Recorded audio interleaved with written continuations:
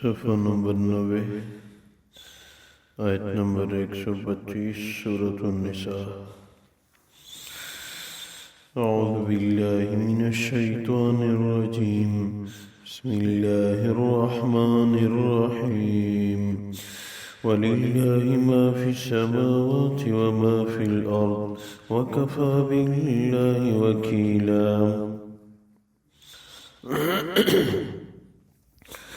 اللہ تبارک و تعالی فرماتے ہیں وَلِلَّهِ مَا فِي السَّمَاوَاتِ وَمَا فِي الْأَرْضِ، اللہ ہی کے لیے ہیں جو کچھ آسمانوں میں ہیں اور جو کچھ زمینوں میں ہیں، وَكَفَى بِاللَّهِ وَكِيلًا، کارسازی کے لیے اللہ تبارک و تعالی ہی کافی ہیں۔ إِن يَشَأْ يُذْهِبْكُمْ أَيُّهَا النَّاسُ، اے لوگو اگر اللہ چاہیں گے تمہیں ختم کر دیں گے، وَيَأْتِ بِآخَرِينَ، اور دوسروں کو پیدا فرمائیں گے، وَكَانَ اللَّهُ عَلَى ذَلِكَ قَدِيرًا، اللہ تبارک و تعالی اس پہ قدرت رکھتے ہیں۔ مَنْ كَانَ يُرِيدُ ثَوَابَ الدُّنْيَا، جو آدمی دنیاوی ثواب کی نیت کرے، دنیا پانے کی کوشش کرے، فَعِنْدَ اللَّهِ ثَوَابُ الدُّنْيَا وَالْآخِرَةِ، اللہ کے ہاں تو دنیا اور آخرت دونوں کے اسباب ہیں، ذرائع ہیں۔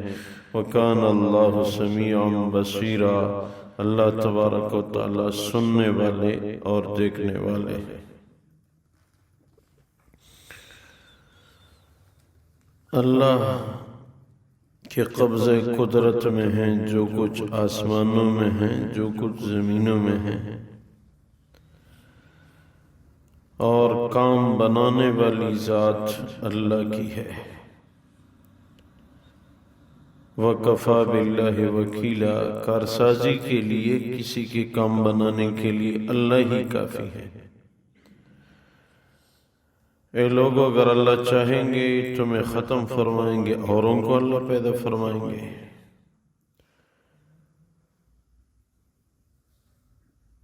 اللہ تبارک و تعالی نے جن کو ختم کرنے کا ارادہ کیا تو ان کو ختم کر دیا۔ قرآن کریم میں گزشتہ اقوام کی کتنی باتیں اور کتنے واقعات منقول ہیں کہ اللہ تبارک و تعالی نے ان کو ختم کر دیا۔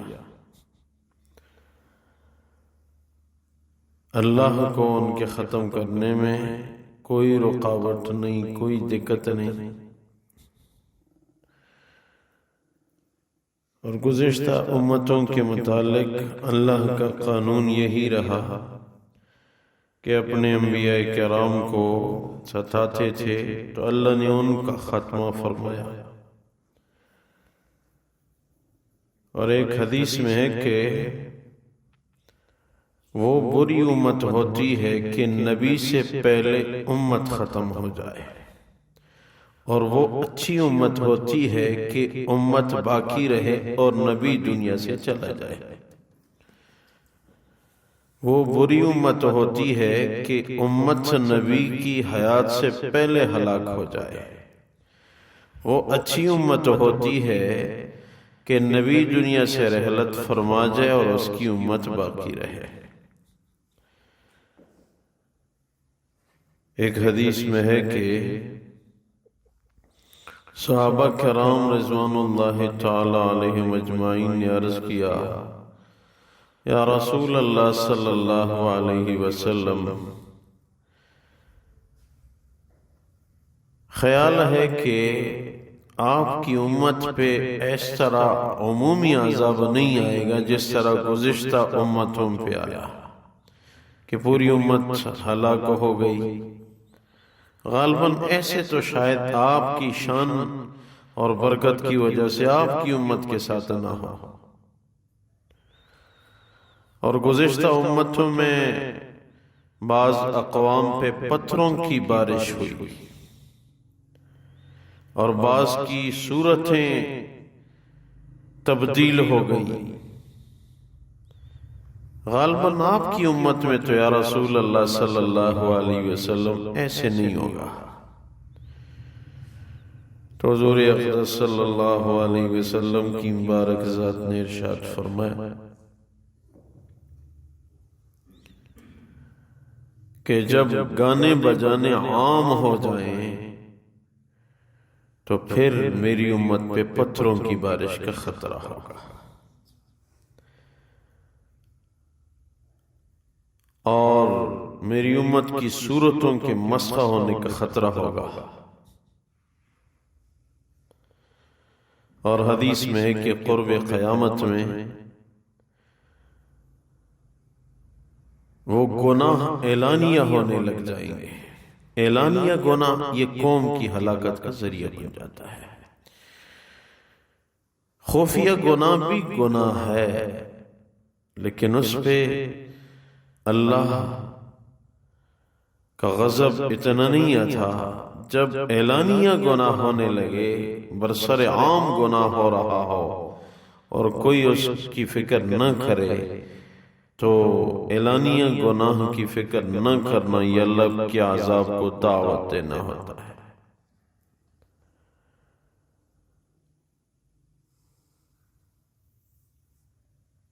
گزشتہ اقوام میں جب اعلانیہ جرائم ہوتے تھے، نبی اور اس کے ساتھیوں کو ستایا جاتا تھا، تو پھر اللہ تبارک و تعالیٰ ان کو ختم کر دیتے تھے اور پھر دوسری امت کو پیدا فرما دیتے تھے۔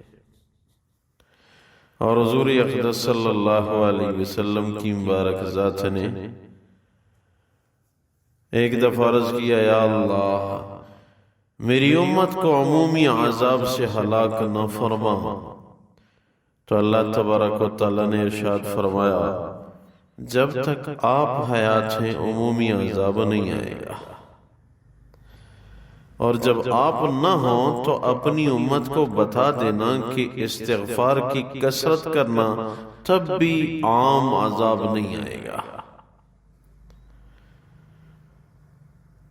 یہ اعلانیہ جرائم جو ہوتے ہیں یہ بہت نقصان دہ ہوتے ہیں، ان سے بہت بڑا خطرہ ہوتا ہے۔ اس لیے اعلانیہ جرائم سے آدمی بچنے کی بھرپور کوشش کرے۔ خفیہ جرائم بھی جرائم ہیں،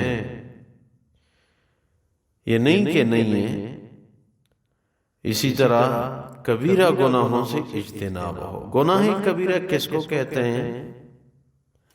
محدثین لکھتے ہیں کہ گناہ کبیرہ کی تعریف یہ ہے جس جرم پہ قرآن کریم میں یا احادیث مبارکہ میں واضح طور پہ سزا اور وعید آئی ہو، اس کو گناہ کبیرہ کہتے ہیں۔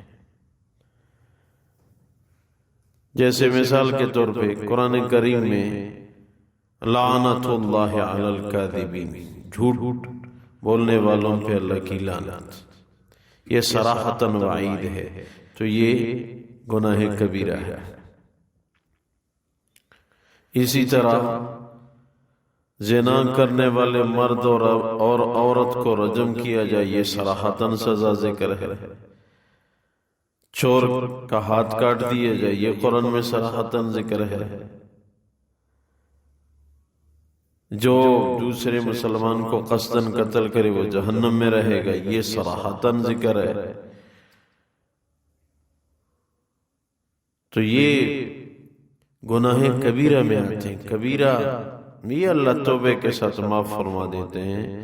صغیرہ سے بھی بچنا چاہیے۔ صغیرہ کا مطلب یہ نہیں کہ وہ ہماری استاذوں میں سے تھے، فرمایا کرتے تھے گناہ کبیرہ اور صغیرہ کی مثال ایسی ہے جیسے کوئی زیادہ خطرناک سانپ ہو اور کوئی سانپ ایسا ہو کہ وہ کم خطرناک ہو، اس میں زہر کا اثر کم ہوتا ہے۔ تو کیا جس میں زہر کا اثر کم ہو وہ سانپ مجھے کاٹنے دے؟ نہیں، اس سے بھی جان بچانا ضروری ہے۔ سانپ سے جان بچانا ضروری ہے، چاہے زیادہ زہر والا ہو چاہے کم زہر والا سانپ ہو۔ تو گناہ سے اپنے آپ کو بچانا چاہیے، چاہے کبیرہ ہو چاہے صغیرہ ہو، کیونکہ صغیرہ بار بار ہوتے ہوتے آدمی وہ کبیرہ کے جرائم کا مرتکب بن جاتا ہے۔ اور جب تک دل میں گناہ کا احساس ہو، یاد رکھنا، یہ فقہا لکھتے ہیں گناہ کو جائز سمجھنا یہ بھی کفر ہے۔ گناہ کو اپنے لیے حلال اور جائز سمجھنا یہ کفر ہے، فقہا کہتے ہیں۔ ہمارے بڑے شیخ صاحب فرماتے ہیں کہ ایک آدمی غیبت کر رہا ہے، آپ نے اس کو کہا جی یہ تو غیبت ہے نہ کرنا، وہ کہتا ہے یہ تو میں اس کے سامنے کہہ دوں گا، یہ تو غیبت نہیں ہے۔ اس نے حرام چیز کو اپنے لیے حلال سمجھا، یہ کفر ہے۔ اب آگے جب وضو کرے گا، نماز پڑھے گا، تلاوت کرے گا تو پھر اسلام میں آ جائے گا، اس وقت یہ اسلام سے خارج ہو چکا ہے۔ سوچا جائے یہ کتنی خطرناک باتیں ہیں۔ تو گناہ سے اپنے آپ کو بچانا چاہیے، ورنہ اللہ نے قرآن میں برسر عام اعلان کیا ہے میں تمہیں ختم کر دوں گا، اوروں کو لے آؤں گا، میرے لیے کیا مشکل ہے۔ اور پھر ساتھ فرماتے ہیں کہ جو دنیا چاہتا ہے اس کو دنیا دیتا ہوں، جو آخرت چاہتا ہے اس کو آخرت دے دیتا ہوں۔ اللہ کے پاس تو دونوں راستے ہیں۔ اللہ تبارک و تعالی فرماتے ہیں وَلِلَّهِ مَا فِي السَّمَاوَاتِ وَمَا فِي الْأَرْضِ وَكَفَى بِاللَّهِ وَكِيلًا، اللہ ہی کے لیے ہے جو کچھ آسمانوں میں ہے اور زمینوں میں ہے، کارسازی کے لیے اللہ ہی کافی ہیں۔ إِن يَشَأْ يُذْهِبْكُمْ أَيُّهَا النَّاسُ وَيَأْتِ بِآخَرِينَ، اگر اللہ چاہیں گے لوگوں تمہیں ختم فرمائیں گے اور ان کو لے آئیں گے۔ وَكَانَ اللَّهُ عَلَى ذَلِكَ قَدِيرًا، اللہ تبارک و تعالی اس پہ قدرت رکھتے ہیں۔ مَنْ كَانَ يُرِيدُ ثَوَابَ الدُّنْيَا فَعِنْدَ اللَّهِ ثَوَابُ الدُّنْيَا وَالْآخِرَةِ، جو آدمی دنیا میں اچھائی مانگے تو اللہ کے ہاں تو دنیا اور آخرت دونوں کے اسباب ہیں۔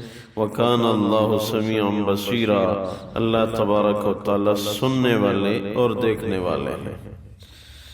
یا اللہ اپنی بارگاہ میں قبول فرما، خلوص الہیت نصیب فرما، اعمال صالحہ کی توفیق عنایت فرما، برکتوں کا نزول فرما، عاجزی عبادت والی زندگی نصیب فرما۔ یا اللہ حسین میں جس کے دل میں شرعاً جائز حاجات ہو اپنے فضل سے پوری فرما، یا اللہ اپنے فضل سے پوری فرما۔ یا اللہ آخری خاتمہ بالخیر ہم سب کی حاجت ہے نصیب فرما۔ وَأُفَوِّضُ أَمْرِي إِلَى اللَّهِ إِنَّ اللَّهَ بَصِيرٌ بِالْعِبَادِ بِرَحْمَتِكَ وَكَرَمِكَ يَا أَرْحَمُ الراحمين۔